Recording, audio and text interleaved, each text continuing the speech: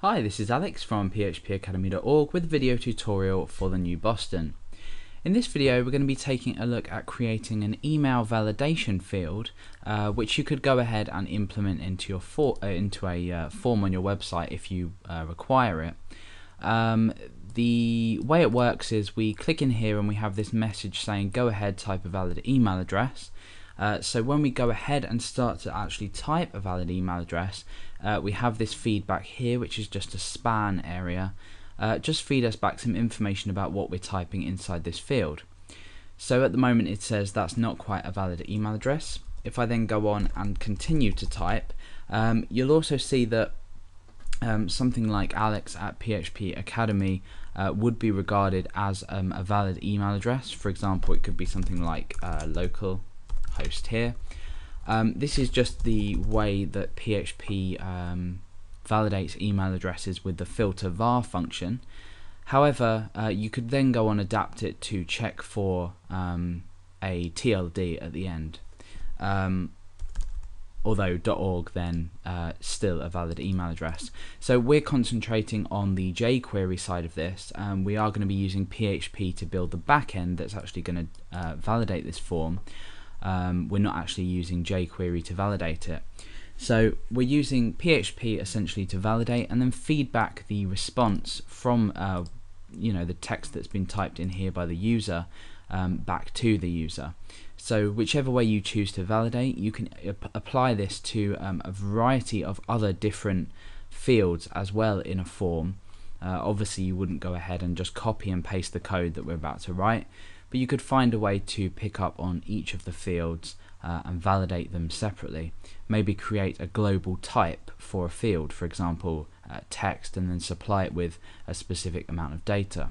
However, for the purpose of this example application, we're looking at filtering an email address and feeding back information to the user. Okay, so let's go ahead and start to build our basic form.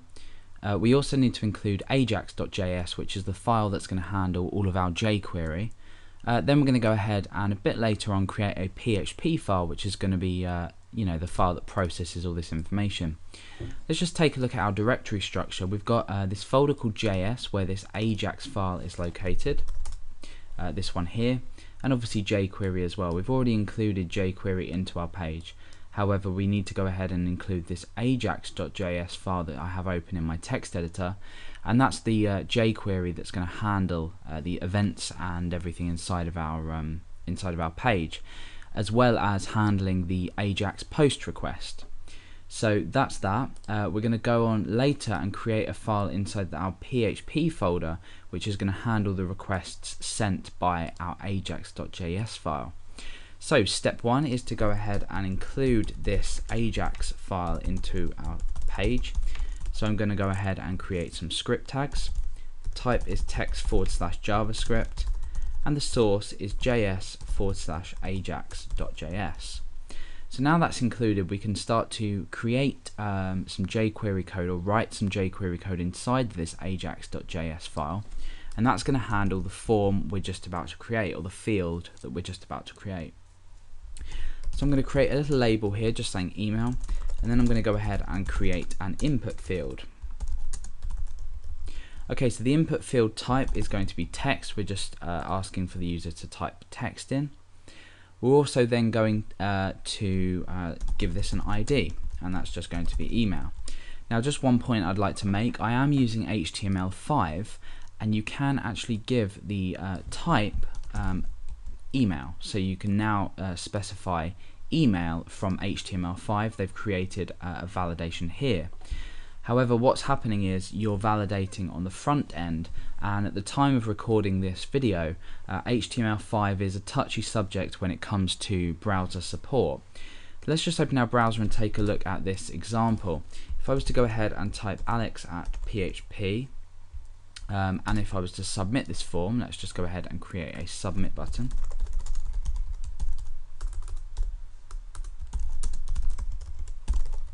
Okay, so if I was to go ahead and submit this form with just say Alex in here, we have this, or we should do anyway, it's because we're not using a form. Let's just, there we are. Okay, so when I click submit, you see this little div or whatever it would be pops up just saying please enter an email address. So HTML5 is now validating on the front end.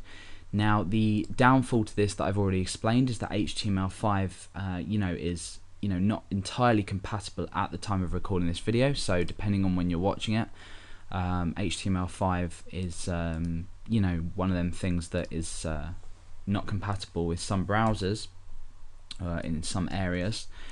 The other reason is that back-end validation is generally more reliable and can be tailored with regards to exactly what you want to look for.